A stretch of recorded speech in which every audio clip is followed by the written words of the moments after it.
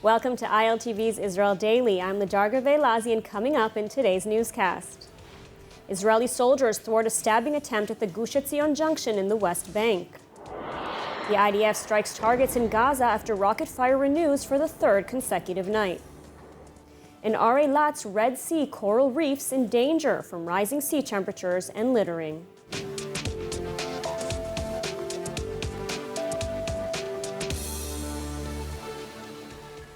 Palestinian groups like Hamas in Gaza and the Palestinian Authority have in recent days called for conflict with Israeli forces. This in solidarity with the prison escapees. And it seems their calls are now being answered.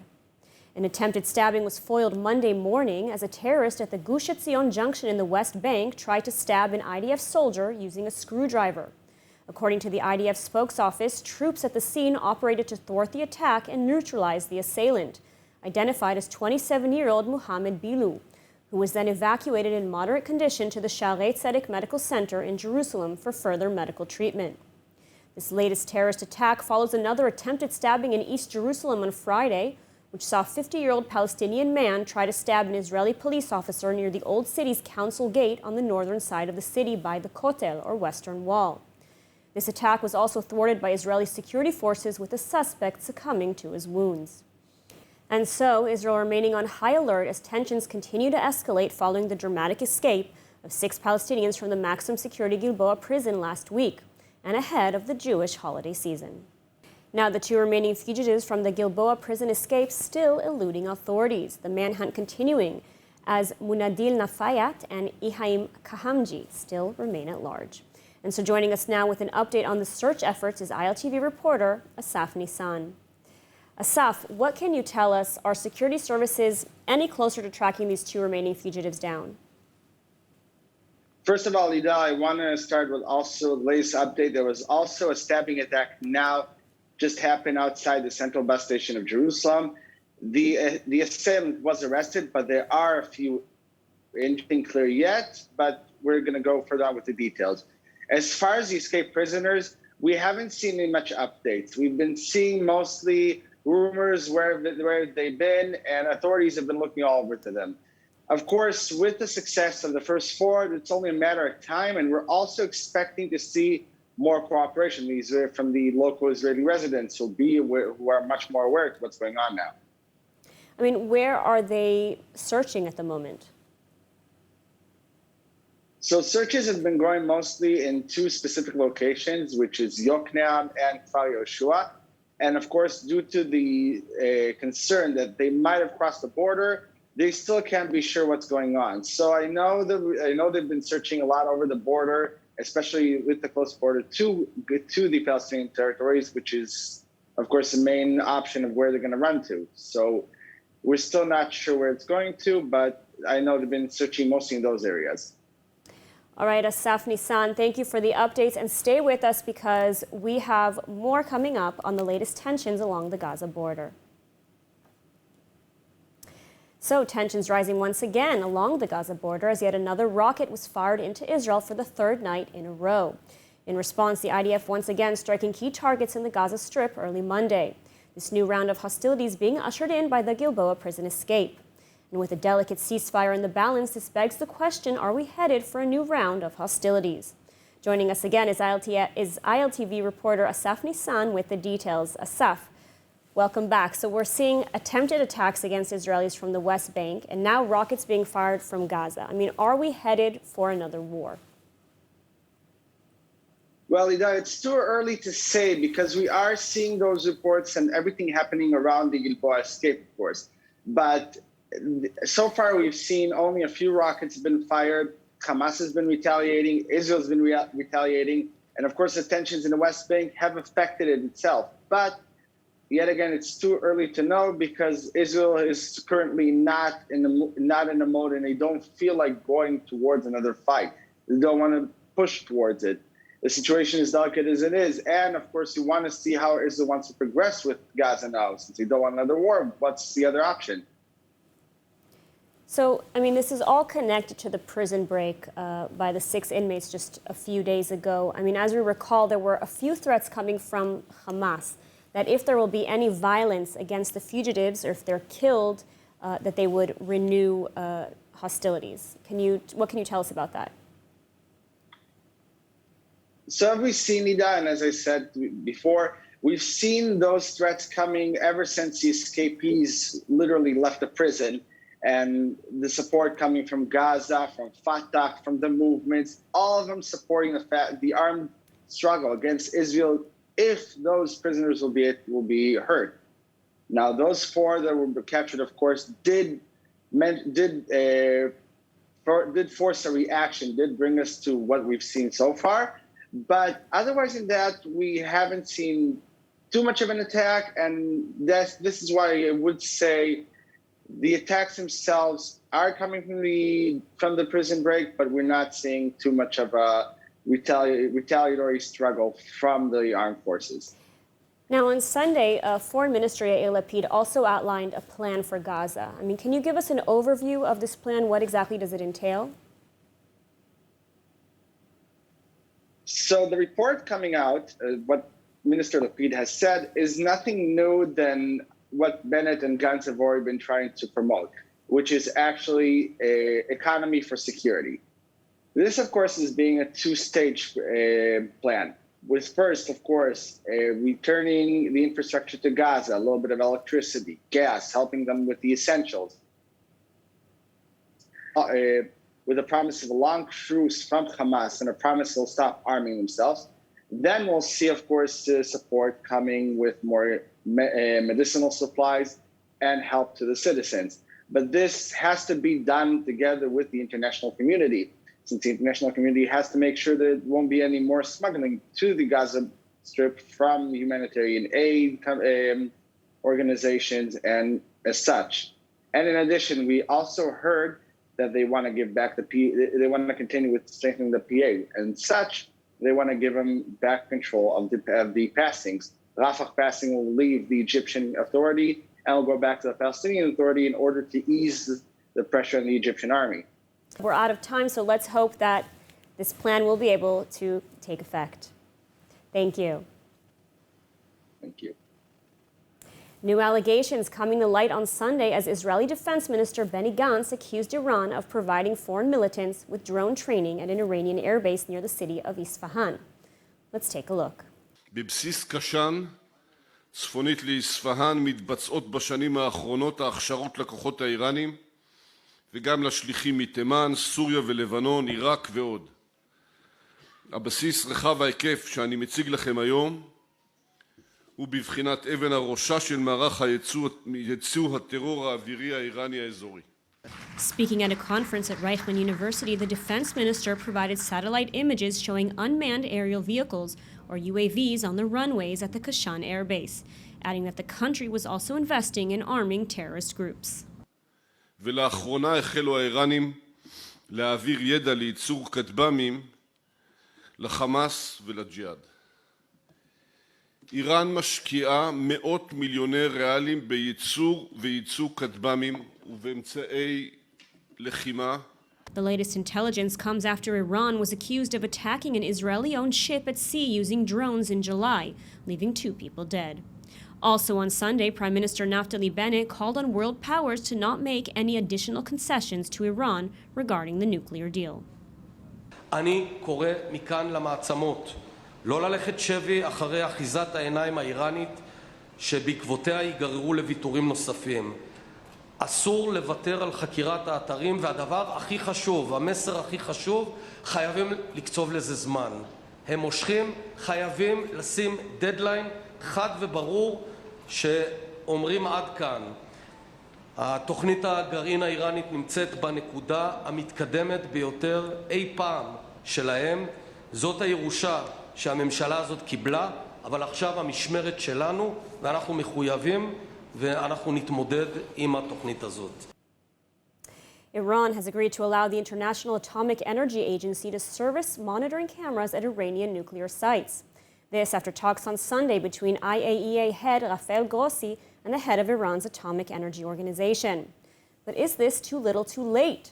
The Islamic Republic is reportedly rushing towards achieving nuclear capabilities as all sides are wary and losing patience with renewed talks on the JCPOA agreement. So here to discuss these issues is Dr. Eran Lerman, Vice President of the Jerusalem Institute for Strategy and Security and former Deputy Director for Foreign Policy and International Affairs at the National Security Council. Welcome. Hi. So first of all, what is the significance of this achievement? I mean, is this even really an achievement? Well, the bad news is that it's not much of an achievement. Essentially, the Iranians, first of all, created the crisis, and then the famous story about the goat brought in grocery for a limited gesture that allows them to basically entice the Western powers and, of course, the United States back to the negotiating table. But they have not considered a full report on their nuclear activities. They're certainly very far from saying anything about the unexplained military activities of the past. And they're not even accounting for what the cameras did not record in recent months. In other words, it's a very limited gesture, and with serious. And if it leads to actually the resumption of negotiations, that would lead to a very flawed agreement. That would actually be a very negative outcome. On the other hand, it is an indication that the Iranians were worried about the mounting criticism. They were worried about the situation in which the international community was about to have this discussed, perhaps even at the level of the Security Council. They started hearing from Washington what Secretary Blinken said a few days ago, that the time is running out for a negotiated option.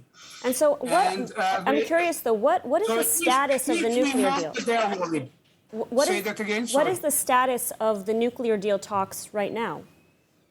Well, they've been completely frozen since the political changeover in Iran, and President Raisi has not yet been authorized to return to the table.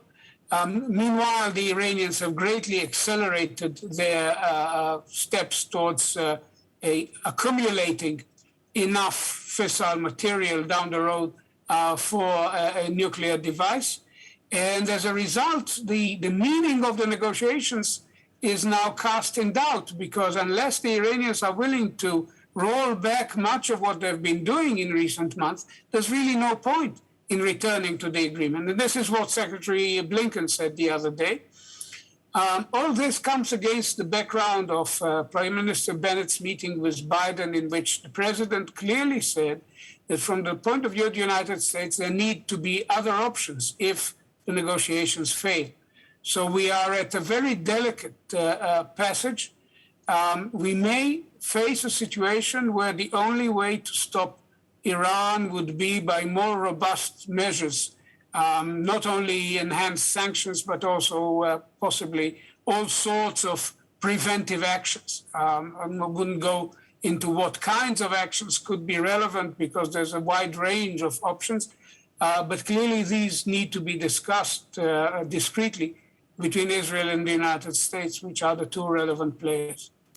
And I mean, what is Israel's role right now with Bennett at the helm? I mean, what is Israel likely to do? You mentioned maybe military options. Is that looking like a more viable possibility at the moment? Well, it must be on the table. A credible military threat is probably the only way to get both the international community and the Iranians to focus their minds, as needs to be, on the need for the Iranian military nuclear project to be stopped, full stop. Without that option in the background, no amount of sanctions will actually do the trick. You may gain some time, but it will not reverse this effort. All right, Dr. Eran Lerman, thank you so much for taking time to speak with us today. You're very welcome. Thank you. Moving on, the fourth wave of the coronavirus taking a turn for the worse on Monday, as the reproduction rate, known as R, jumped back up to over 1, after dropping down to 0.95 in recent days. This as Israel heads into the holidays, with thousands of infected Israelis attempting to return from abroad undetected. Hannah Rifkin with the details. Rushing to get home between the Hebrew New Year and the Sabbath, thousands of Israelis returning to the country from abroad before Friday night. But a disturbing trend taking shape among those returning from Ukraine. The health ministry reporting that of the 17,000 Israelis that returned directly from Uman, 1,400 tested positive for coronavirus. And this in addition to the 1,000 or so other infections caught by PCR tests at the airport, out of about 10,000 other travelers, some of whom also came from Uman but via connecting flights. In fact, upwards of 14% of the 25,000 Israelis who were tested after traveling to Uman tested positive for COVID-19, most of them unvaccinated. Of course, the spike in infections not entirely unpredicted. Orthodox Jews annually make massive Rosh Hashanah pilgrimages to Uman, where the grave of Hasidic Rabbi Nachman Breslov lies. What's particularly concerning then is that a small percentage of negative PCR tests necessary for travel may be forgeries. Health ministry and police officials saying that upon recovery, hundreds may soon have to come and prove that their documents were legitimate, and at least 117 suspects have already been summoned for questioning. Prime Minister Bennett adding that harsh action will be taken against all who violate the law, with possible charges ranging from fraud and forgery to intentional spreading of illness. That said, many tests were performed at Ukrainian stations where a larger margin for error is expected. Meantime, in hopes of boosting domestic tourism, the health ministry looking into changing up its testing methods by swapping PCR tests for daily rapid antigen tests. And if approved, the change would hopefully reduce congestion at PCR testing centers while maintaining accurate testing protocols. During the Rosh Hashanah holidays last week, many Israelis suffering PCR testing lines for upwards of 4 hours, but no solutions for funding the antigen tests or making them readily available to hotel guests have yet been found. So nothing has been set in stone. An apartment building in the Israeli city of Holon, just south of Tel Aviv, collapsed on Sunday, just one day after its residents were evacuated from the building. On Saturday, residents of the building on Saline Street heard sounds of a blast and saw large cracks emerge along the walls. Many were unable to open their doors.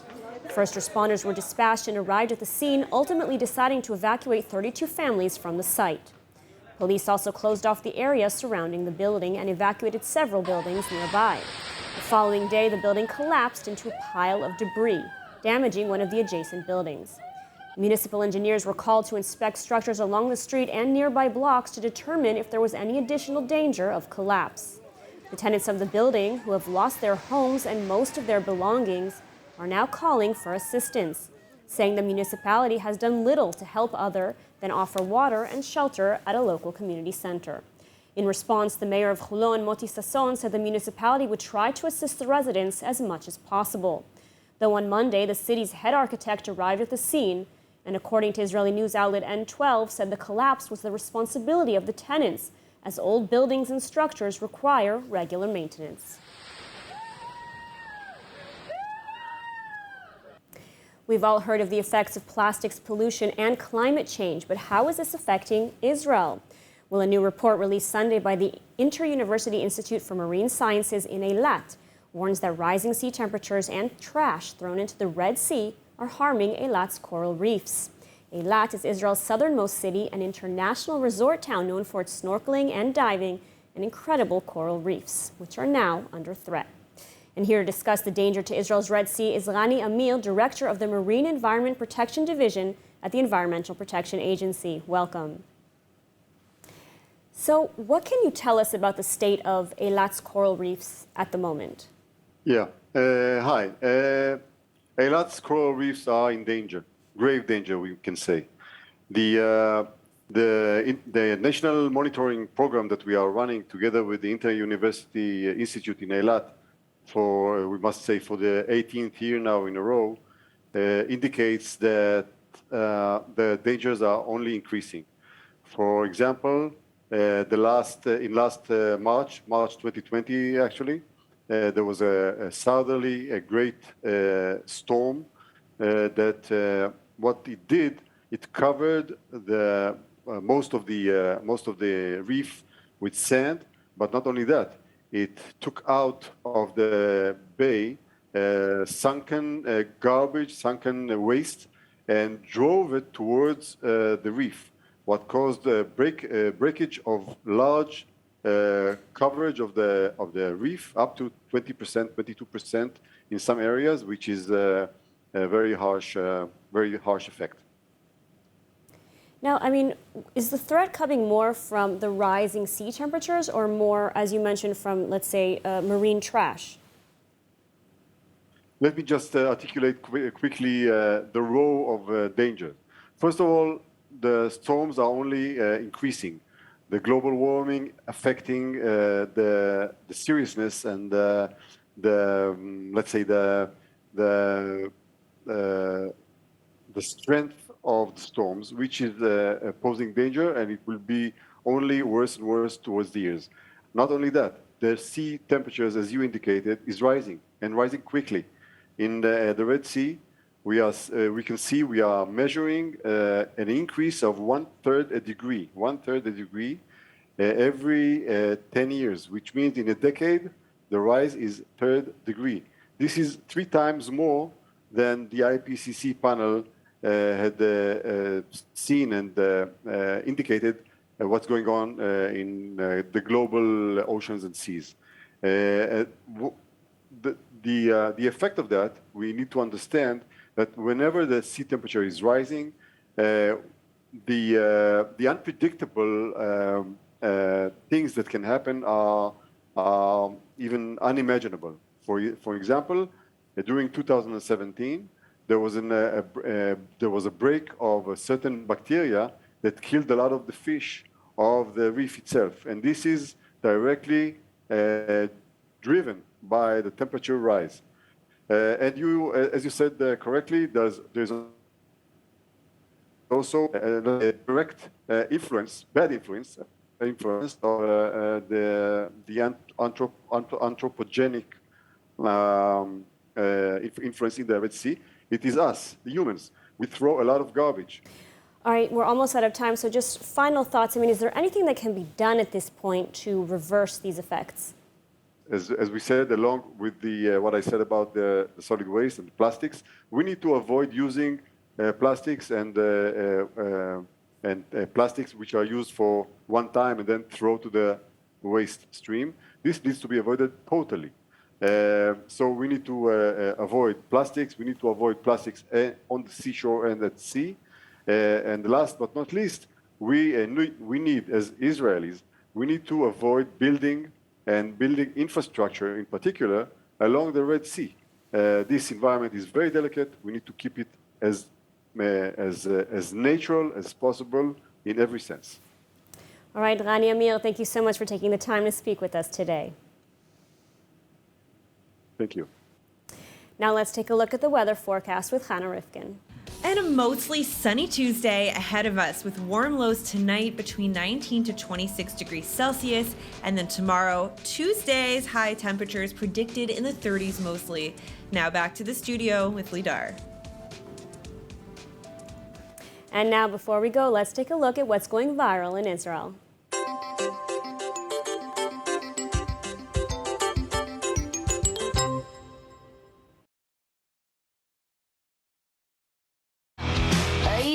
A fun trend on TikTok with IDF soldiers taking part.